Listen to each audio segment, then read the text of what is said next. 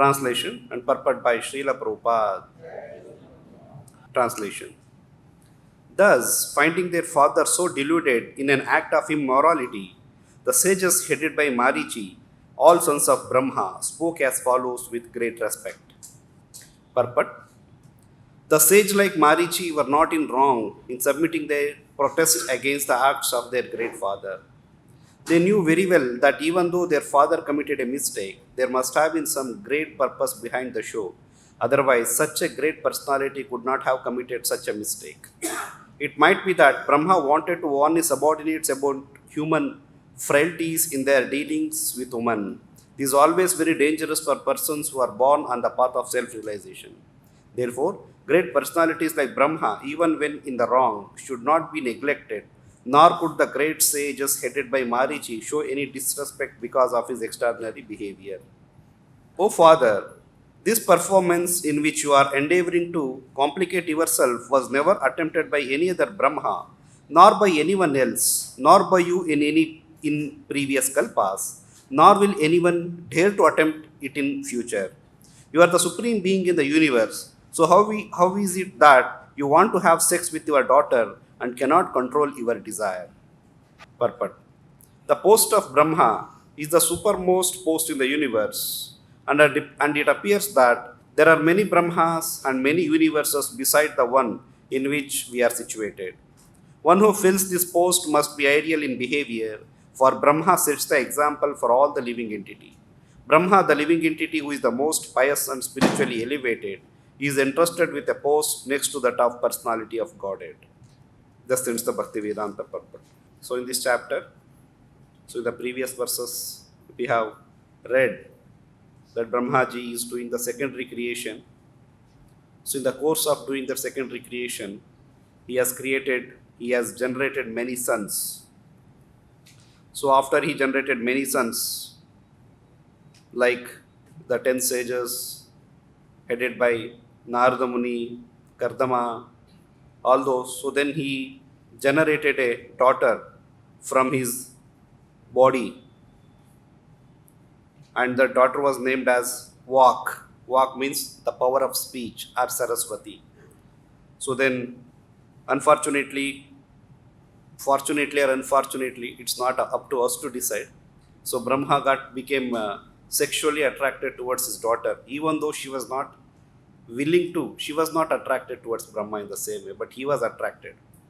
So when Brahma did this act, so in the previous verse, 28th verse, it's mentioned, and there in the purport Prabhupada elaborately already mentioned how strong the senses are. Balavan Indriya Gramo Vidvamsha Napikarshati. Even Vidvamsha, the learned person, also may come under the influence of the senses, because senses are very, very strong. Balavan Indriya Gramo. So the senses are very balavan, they are very, very strong. So then when the Brahma did this act, so in the purport Prabhupada also mentions how we should take these kind of instances or pastimes of the great personalities. So that's again repeated in this verse as well. So then all his sons, headed by Marichi, so then they when they saw that his father is attracted to his own daughter or their sister, so all the sons, they started speaking headed by Marichi. So in this verse it is mentioned, Tam adarme kritamatim. So Tam, unto him, unto Brahma, they started speaking. So when they saw that adarme, in the matter of immortality, kritamatim, so his mind, what is going on in Brahma's mind? So vilokya pitaram sutaha. So vilokya means by seeing that, pitaram unto his father, sutas, the sons, headed by Marichi. Marichi mukhya munayo, the son. Suta, Marichi mukhya munayo, the sons headed by Marichi. So then Vishrambhat Pratyabodhayan. Vishrambhat with due respect. Pratyabodhayan submitted as follows. So even though they were not in agreement with what his father is doing, so they are expressing their strong dissent, strong opposition to the father's act. But here's very important point mentioned is that Vishrambhat with due respect. So in the ordinary course, if you see, like I think 2-3 days before, entire nation, even till today, entire nation is shaken by a one news. So in the Manipur, which is hit by a communal violence for almost, I think, couple of months now. So in that Manipur state, a woman was paraded naked on the streets, and that was recorded and circulated online. So it's such a heinous act. Entire country is very strongly protesting against that, including the prime ministers, chief ministers, and other different leaders of political party, celebrities, sportsmen. So this is not an act which is generally a civilized society can expect.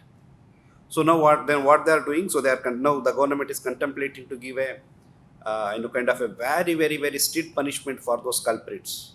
So their houses are dozed off. They're using the bulldozers. They are raising off or falling their houses, and all their properties are being frozen now so that they cannot use. So then also some capital punishment. So it's a heinous act. So similarly, in the ordinary course, if you see Brahma, what he is doing is also not a so-called a moral activity. A father getting attracted to the daughter is not something which is pleasant to hear that. So here also the sons of Brahma are protesting, but the spiritual subject matters has to be understood in a different context, in a spiritual context, in a spiritual understanding, not from the material point of view. So here it is mentioned that they all spoke with great respect, with a due respect to their father. So in the purport, Prabhupada mentions that the sages like Marichi were not in wrong in submitting their protest against the acts of their great father. Yes, they were not wrong. So yes, a civilized society means we have to act, we have to protest. Like in the Hastinapur, when Draupadi was they were the Kauravas were trying to disrobe her, trying to make her naked in front of all the great warriors like Dhritarashtra, Bhishma, Vidura, Dronacharya. So one of the reason why Drona, Bhishma were all punished is that one of the reason was that they did not protest. Okay, they can go in front of the king, they cannot stop, but at least they could have protested in a religious way. So that's why Prabhupada is mentioning that they were not wrong in their protest against the acts of their great father. Even though he was a great father, but they did not hesitate. So they knew very well that even though their father committed a mistake, there must have been some great purpose behind the show. So this is the spiritual understanding of even though a heinous act, apparent heinous act, but Marichi or the sons of Brahma, they were also spiritually so matured. So they did not just take it as a in plain. So they could also behind that act they could also see there must have been some great purpose behind the show. Otherwise, such a great personality could not have committed such a mistake. So Brahma is not an ordinary person who cannot control his own senses. He's a Pitamaha, he's the great grandfather of all the living entity. Over and above that, he was personally blessed by the Garbhodakashayi Vishnu to create this, to carry forward the secondary creation. He could see the Lord personally. He received the instructions from the Lord personally. Then he was contemplating how we should execute his duties. Again, the Lord gives him intelligence. So he's not an ordinary person. So then how can he do this kind of activity? That's what Marichi and other sons of Brahma, they are thinking that there must have been some great purpose. Otherwise, such a personality could not have committed such a mistake. It might be that Brahma wanted to warn his subordinates about human frailties in their dealings with women. This is always very dangerous for persons who are on the path of self-realization. So like in the previous verse purport also, where Prabhupada in the purport mentions that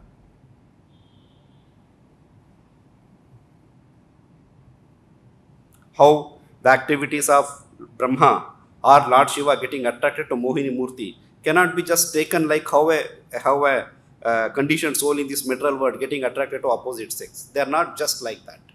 So basically those acts are meant to teach a lesson for the living entities. That even Balavan Indriya Gramo Vidvamsha Napi Karshati. Vidvamsa means a very, very highly learned person. He also can get bewildered, can get dragged by the impetus of the senses. So they are just showing through their own example that, in this world, how those who are interested in spiritual perfection, how they should take care, how they should exercise the caution with respect to the activities. So it might be that Brahma wanted to warn his subordinates about human frailties in their dealings with women. This is always very dangerous for persons who are on the path of self-realization. Therefore, great personalities like Brahma, even when in the wrong, should not be neglected, nor could the great sages headed by Marichi show any disrespect because of his extraordinary behavior. So yes, Marichi, they were very clear. They did not show any disrespect, but they said, we disapprove this activity. So in the next verse, it's mentioned that Nainat purvai kritam tvadye na karishyanti chapare yastvam duhitaram gaccher anigrihya angrajam prabhuhu. So then Marichi, the sons headed by Marichi, they speak to Brahma.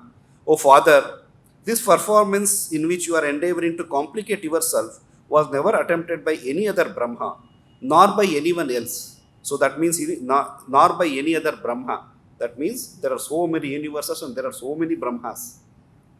And Marichi, they were well versed with the understanding of this material affair. So they knew that our father Brahma is not only the only Brahma.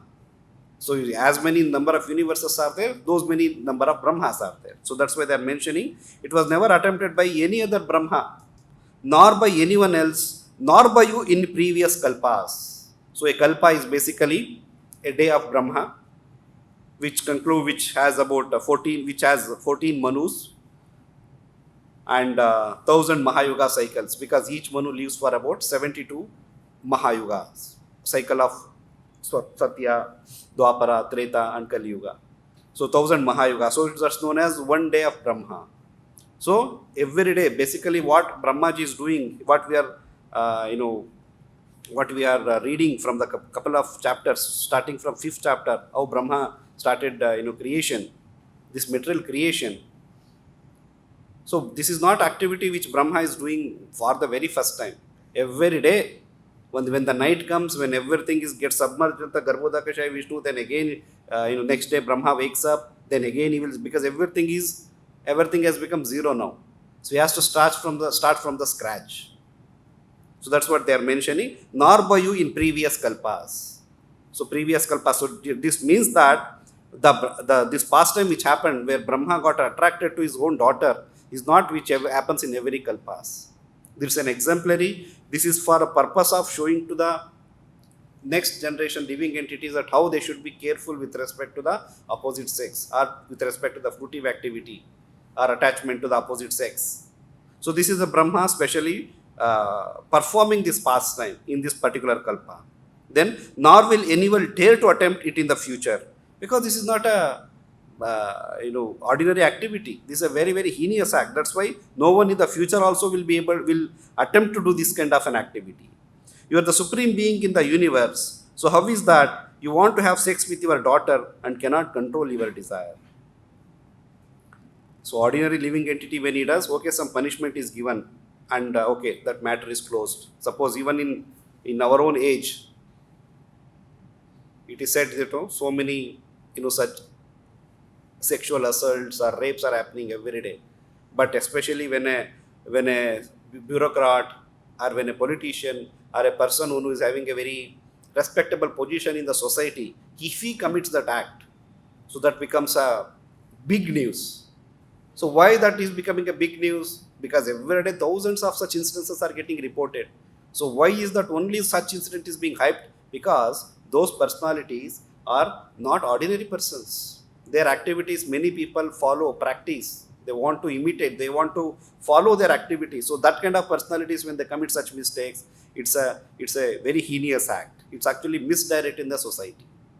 Same thing Krishna explains in the Bhagavad Gita, in the 3rd chapter, in the Karma Yoga chapter. Krishna explains that how a person should perform his duty. So there are two things in this, from this chapter we can understand, just like how in the previous verse it was mentioned that Marichi or other sons of Brahma, they protested, but when they were protesting or when they are opposing his father's activity, they did not forget the position of his father, of their father. So they were very respectful to them. So you should do the duty, but not getting attached to the results. So you should never forget the spiritual etiquettes, even especially when we are dealing with such highly elevated spiritual personalities. So Krishna in the third chapter he explains, Tasmad asakta satatam karyam karma samachara asakto hi acharam karma param apnoti purusham. Therefore, without being attached to the fruits of activity, one should act as a matter of duty. For by working without attachment, one attains the supreme. Then, 20th chapter, he gives an example of Janaka Maharaj. All these great personalities, they performed activities for the sake of performing. Similarly, you should also perform the duty. That's what Krishna is saying. So, in the next verse, Krishna says, Yadyat acharati sreshtas tat eva itaro janaha sayat pramahana kurute lokas tat anuvartate. Whatever action is performed by a great man, common men follow in his footsteps. And whatever standards he sets by exemplary acts, all the world pursues. So that's what here sages headed by Marichi, they are submitting the request to Brahmaji that how can you do this kind of activity? Because you are not an ordinary person.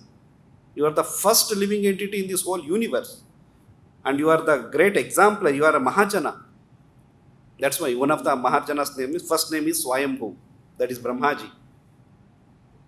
So you are a Mahajana. So if what activity we are doing, people will just follow because that's what Shastra says. Yadyat acharati sreshtas. So whatever action is performed by great men, common men follows in his footsteps. And whatever standards he sets by exemplary acts, all the world pursues. That's why a person who is having a very respectable position, so they should be very, very, very careful. That's why even small incident of a chief minister or prime minister getting recorded. Prime minister fell sick. That is a big news. It comes in the newspaper, media. Prime minister is not well. So many people are not well. What is the big deal in prime minister becoming not well? Because he's such a great person. He's having that position. He's having that special power. So if he becomes sick, so many activities get held up. That's why that becomes a big news. He will not be able to attend some meetings, maybe he has to go to some inauguration program. So many such programs, they all get withheld. That's why that becomes a big news. The prime minister is not well. So a great personality is even simple activity that becomes a very big activity. So Prabhupada mentions, people in general always require a leader who can teach the public by practical behavior. A leader cannot teach the public to stop smoking if he himself smokes. So we cannot say, Prabhupada gives a very sarcastically one example. A doctor is telling the patient, no, if you continue smoking like this, I cannot help you. I will never be able to cure you. So on left hand, the doctor is holding the cigarette. Left hand is holding the cigarette and right hand is holding the stethoscope and treating the patient. So what patient will learn from him actually? So that's what. So stop smoking if he himself smokes. So Lord Chaitanya said that teacher should behave properly even before he begins teaching. One who teaches in that way is called Acharya, or the ideal teacher. So Acharya means a person, one who preaches through his achar, through his practical conduct, through his behavior. Then he is known as Acharya. Otherwise, simply anyone and everyone cannot be called as an Acharya. So one has to show that practical behavior. So in the Bhagavad Gita, second chapter also, how when the mother, but with great respect. In that context, Prabhupada mentions here that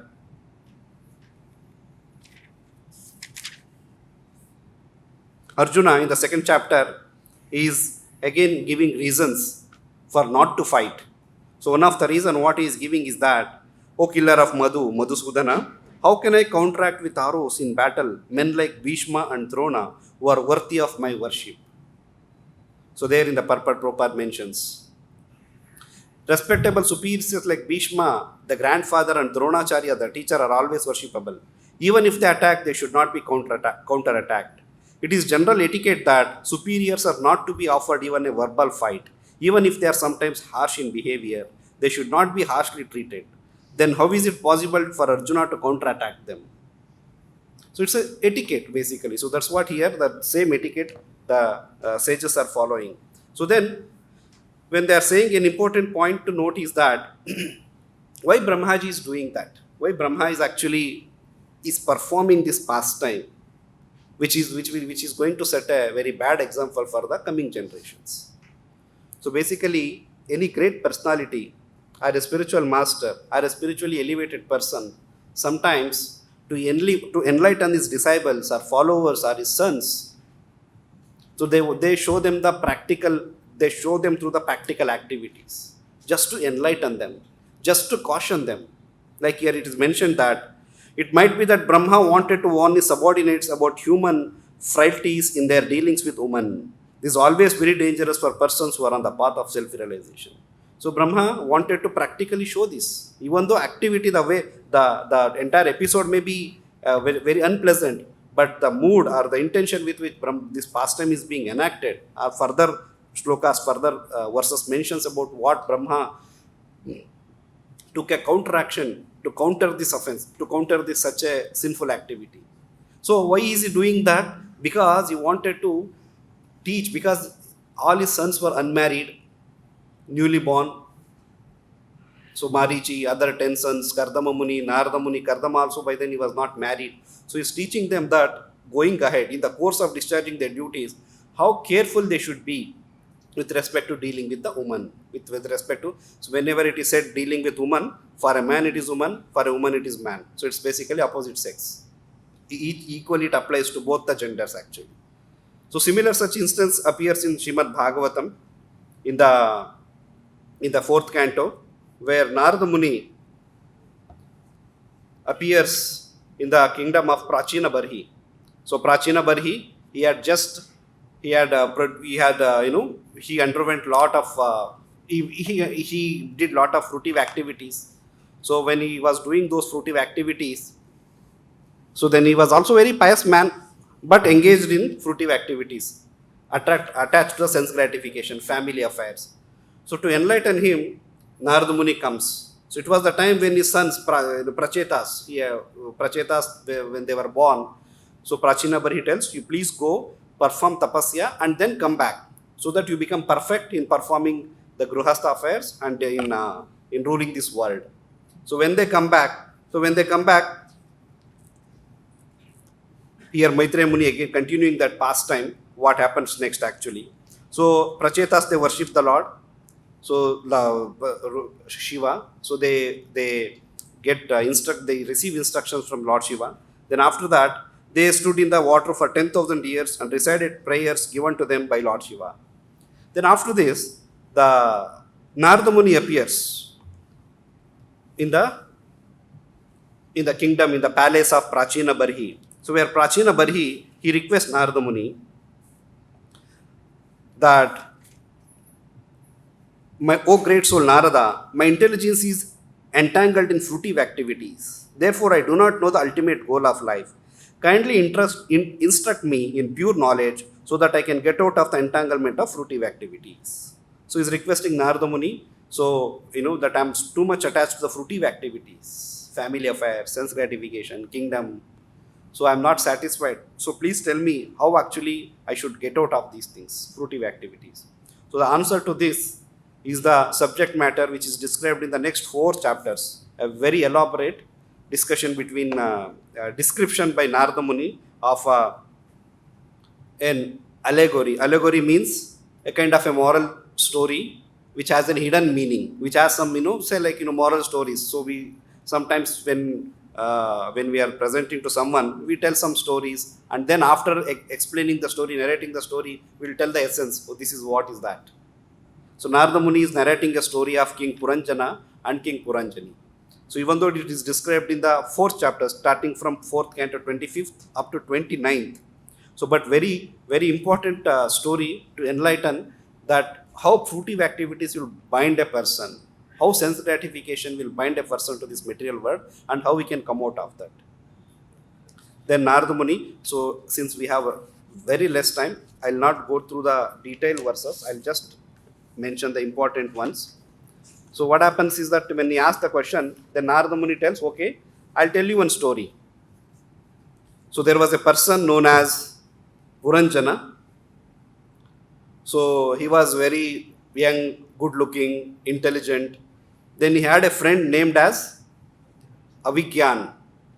Avigyan means unknown, whose name was unknown. So then they started roaming around in the forest. So when they were roaming around in the forest, so Avigyan, this Puranjana, forgets about his friend Avigyan. He, he misses him somewhere. He lost him. So then he never bothers to even remember him again. So then while searching for that, he comes to a place, a palace. So the palace name was Navadwarapuri. So Navadwarapuri, so in that palace, when he enters this palace, he saw one beautiful woman known as Puranjani. Puranjani. So then he goes there. Then when he goes there, he introduces himself that I'm so and so great person. I'm very chivalrous. I'm king. So I am also searching for a suitable girl for my marriage. So why don't we both get married? Let us enjoy this life. So he also sees that lady Puranjani. So she was protected by a umbrella of 5-headed serpent. So there was a 5-headed serpent above her. And also she had 11 principal male soldiers surrounded by her or protecting her. So 11 soldiers were there, and each 11 soldiers had unlimited number of small soldiers. Basically 11, they were ministers. So each minister, 11 minister had unlimited number of soldiers to help her. Generally it happens, no? The minister will have so many associates to perform his activity, to assist them in their activity.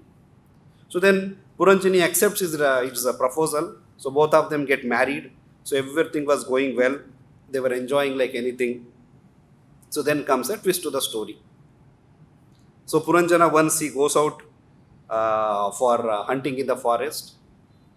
So when he goes out for hunting in the forest, he starts killing animals left and right without any discrimination.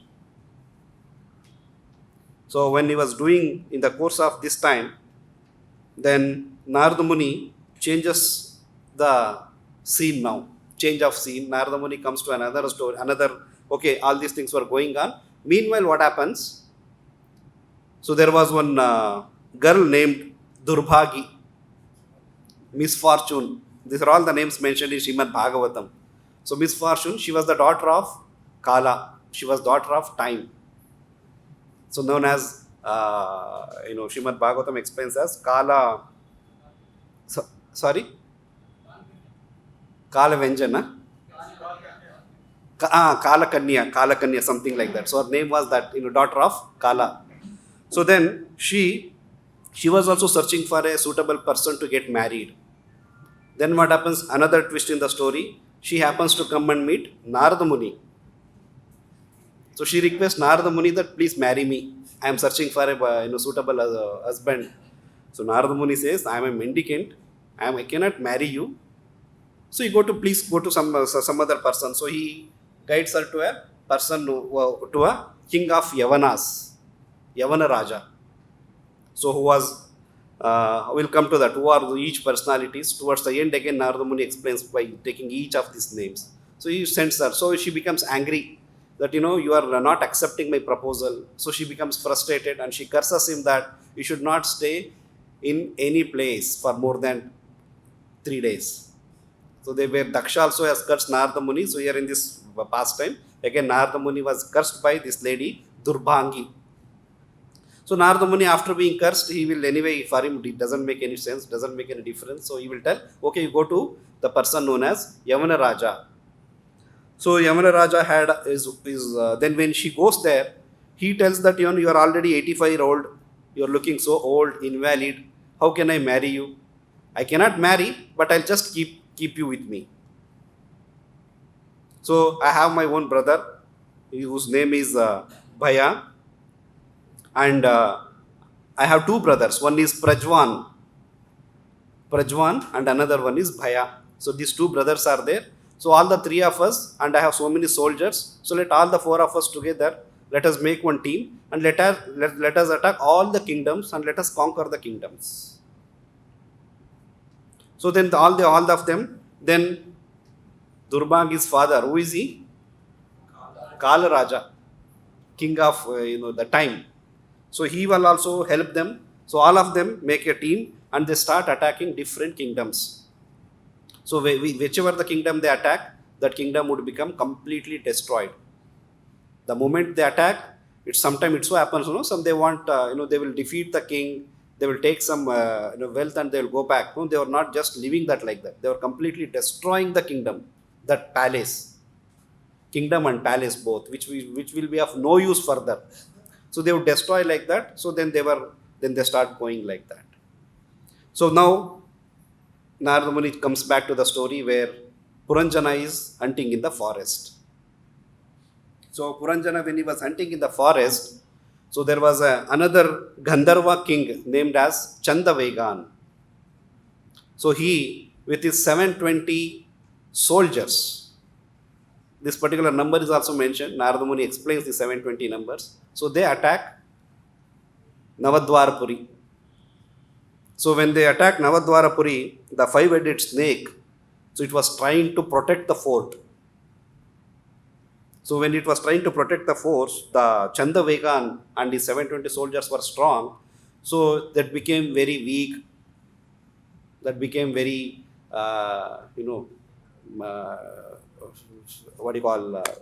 without any support. So even though these 11 male ministers, those who were there, along with their unlimited number of soldiers, they were helping that. They were trying to support this five-headed snake, but they could not actually give much support. So in that way, five-headed snake becomes very weak, dilapidated condition. So then Chandavegan episode is over. Narada Muni tells, now this Yavana Raja, his two brothers, Bhaya and Prajvan, along with the lady to whom they had given shelter, Durbhagya. So all the four of them with their soldiers and with the help of Durbhagya's father Kala, they attack Navadwarapuri. So when they attack Navadwarapuri, already by then Chandavegan had attacked. So because of the influence of Chandavega's attack, so already the fort had become almost dilapidated, as the five-headed snake was weak. So immediately they could capture the entire Navadwarapuri. Then they devastated Navadwarapuri. So when the Navadwarapuri was devastated, what happens? Puranjana thinks that, okay, I should, along with my wife, let me go to some other place. So when he was thinking like that, by then he was killed. Puranjana was killed. So Puranjana, when he was killed, basically when he was enjoying with his wife Puranjani, he had produced 1100 sons, 110 daughters. So many, and all of their sons and daughters, he got them married. They had their children. They got married. They had their own children. So it was a big team. So Puranjana was thinking, what will happen to my big team now? What will happen to Navadwarapuri, my big team, which I have produced all my riches, all my wealth? And that will happen to my most dearest wife who supported me all along. So chastefully she was supporting me. She was serving me. What will happen to her, Puranjani? So while thinking like this, he left the body. So, yam muapis maram bhavam tejantyante kalevaram. So whatever you think at the time of death, you will attain the same type of body next life. So because he was thinking too much about his wife, in the next life, Puranjana becomes a woman. So now Puranjana takes birth as the daughter of king of Vidarbha. Then the daughter was married to another king. So she faithfully serves him. Then when that husband of Vidarbhi, so here towards the end of his life, he will think, yes, it's a time for me to renounce my family life. So let me go to the forest and let me concentrate my mind on the Supreme Personality of Godhead. So he goes there. So then Vidarbhi also follows, basically Vanaprastha Ashrama.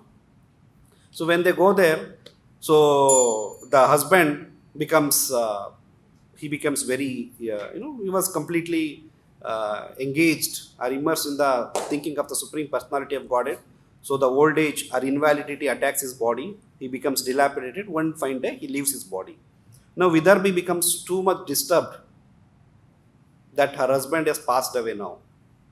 Now she will prepare a funeral fire for her husband. She places his body there, and she was also prepared to enter into that fire.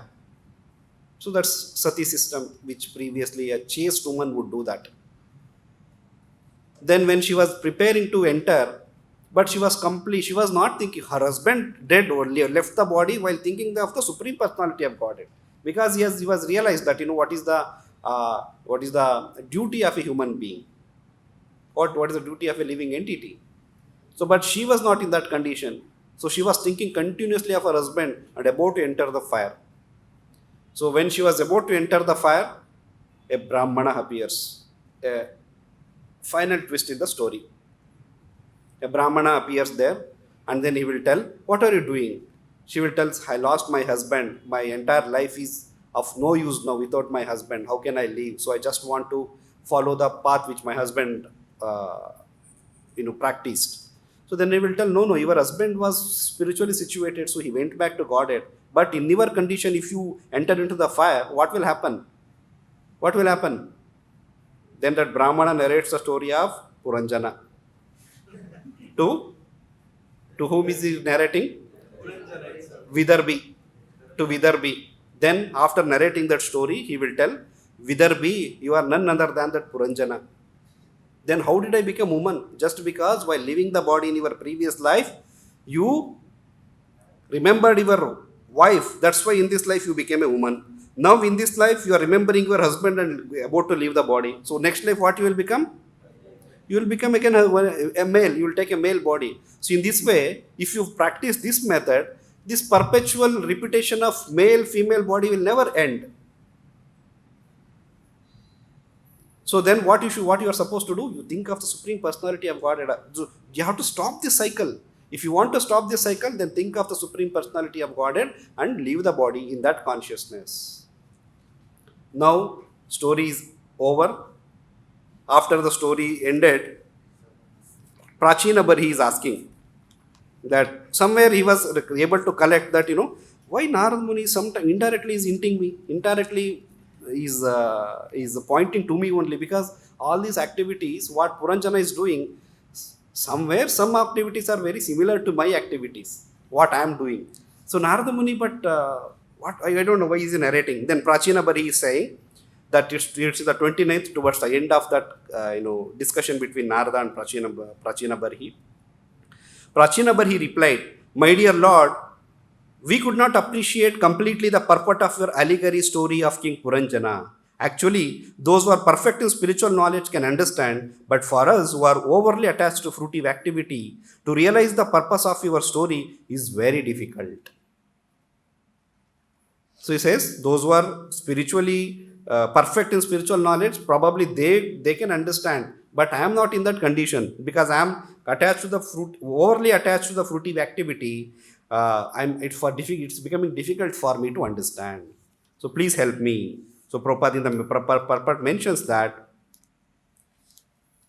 those who are deluded by three modes, the whole world does not know me. I am the modes and inexorable. Generally, people are enchanted by the three modes of material nature and therefore practically unable to understand that behind all materialistic activities in the cosmic manifestation is the Supreme Personality of Godhead, Krishna.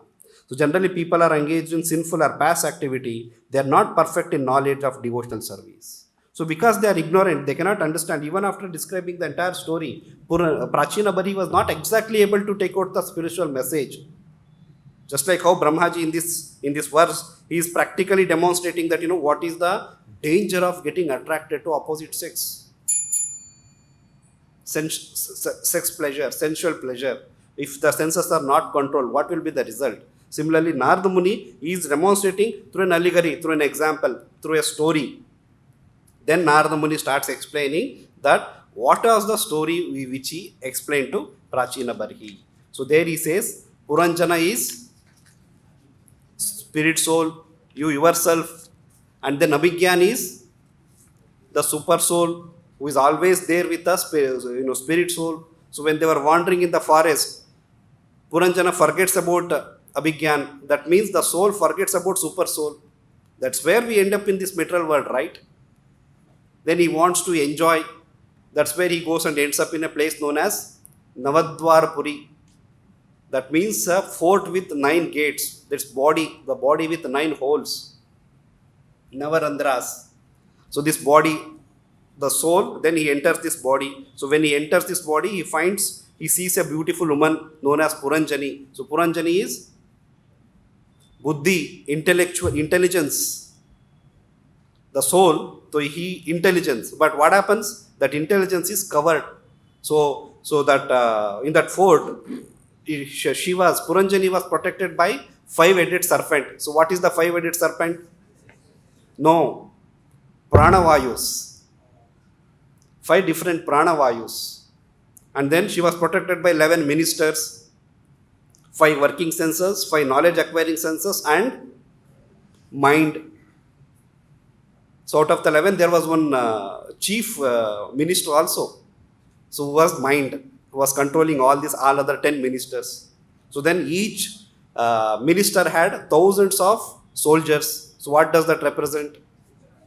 Soldiers, so desires, the unlimited desires, every senses, jiva possesses through the senses. I want to eat this, I want to watch that, I want to taste this, I want to, so many desires are there. N number of desires, unlimited desires. So soldiers, so they, Atma with the intelligence, with the buddhi, he will think that I'm enjoying in this body. But in due course of time, he goes to the forest, he will kill so many animals for his own sense gratification. That's where the human being, the living entity in this world, for his sense gratification, is ready to do any kind of abominable activity, ready to harm any number of living entities, just for his own sense gratification. So when he was roaming around, so there was a Gandharva who attacked this Navadwarapuri, whose name was Chandavegan. So Chandavega means urges. Chandavega means basically it is referring to the strong urges of time. So he attacked Navadwarapuri, and then when he attacked with how many soldiers? 720. So what is that 720? Days and nights, 360 days and 360 nights. So that comes to 720 soldiers. So that means day and night. So the time in the form of day and night. What happens when the Chandavega attacks? The 5-headed serpent along with all other ministers, they become very, very weak. So when the Kala in the form of day and night when attacks this body, so when the time passes, the pranavayu becomes very, very, very weak.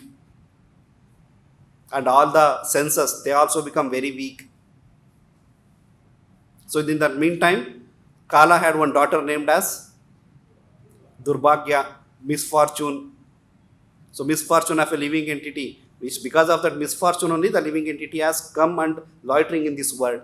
So that misfortune, so then she wanted to marry Narada Muni, but Narada Muni says, no, I don't want you.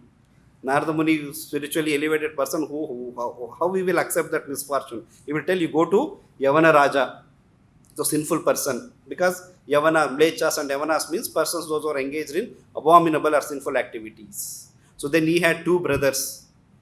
Who are those?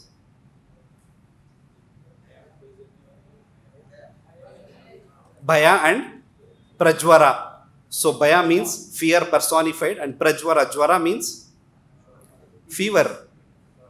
Prajvara. Jwara is a Sanskrit term. Jwara means fever.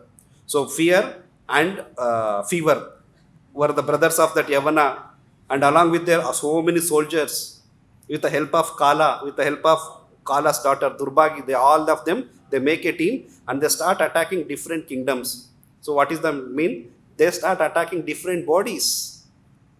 So when they attack that body, the fort, the palace is completely destroyed. They will not leave like that and go. They will completely destroy the body. So like that, they will kill each and every body. That's how the living entity leaves this body. So when a person becomes old and invalid, is always fearful, and very frequently will get fever. His body temperature, Prabhupada in that purport mentions that when a person gets 107 degree or more than that temperature fever, that means that his time has come, that he will not survive further. So then similarly all this team, so they attack Navadwarapuri also. So when they attack Navadwarapuri, by then already the pranavayu, all the senses, because of the attack of day and night, they had become very weak. So they had already become weak because of invalid old age. So then when they attack, when these four people, when they attack, so body becomes completely destroyed, and the person also, person is killed. So then person, when he is killed, because he was thinking of his wife, next life he become a female, a woman. So through this allegory, through this moral story, Narada Muni is telling that if you don't come out of this bodily concept of life, if you don't come out of this unlimited sense enjoyment desires in this world, you will never be able to stop the cycle of birth and death. If at all you want to stop, what you should do? You should remember Krishna and go. Otherwise, if you remember anything in this world, apis param bhavam, same thing, you will, next life you will get it. So then after hearing this entire story, Prachina Barhi understands that what are the dangers of fruitive activities. That is the reason Bhagavatam actually predominantly explains about Nivrutti Marga, not Pravrutti Marga. So Pravrutti Marga means what? Okay, be engaged in your fruitive activity, but slowly do some pious activities as well. Gradually you will develop and elevate your consciousness. You will come, one day you will come to that stage. But what about Nivrutti Marga? Nivrutti Marga is that stop this business immediately. Surrender to Krishna. Sarva dharmam parityajya mamekam sharanam vraja. No question of, okay, slowly you will come. You do all the yajna, dhana, tapa, and then one fine day you will come to that stage where you will think that, okay, I should renounce everything. But Bhagavatam is saying, reject everything. Come to the shelter of Krishna directly. No question of this fruitive activity. That's where Narada Muni, through this example, he enlightens Barhishit. And then Barhishit immediately tells, oh, this is the mistake which I was doing. So I'll stop this fruitive activity. Then he also renounces and he goes to the forest to further progress in his devotional service. So spiritual personalities are highly elevated personalities. Any activity, each and every activity has there is a big reason behind their activities. Always they have what is known as welfare, loka kalyana. So welfare of the living entities. So Brahmaji, what he is doing is also basically an instruction, is a message to all of us, that in case if we become servant of our senses, if we start listening to the dictation of our senses, what will happen? We will be doomed in the spiritual life. That's what Brahmaji in this chapter he is trying to teach through this practical example.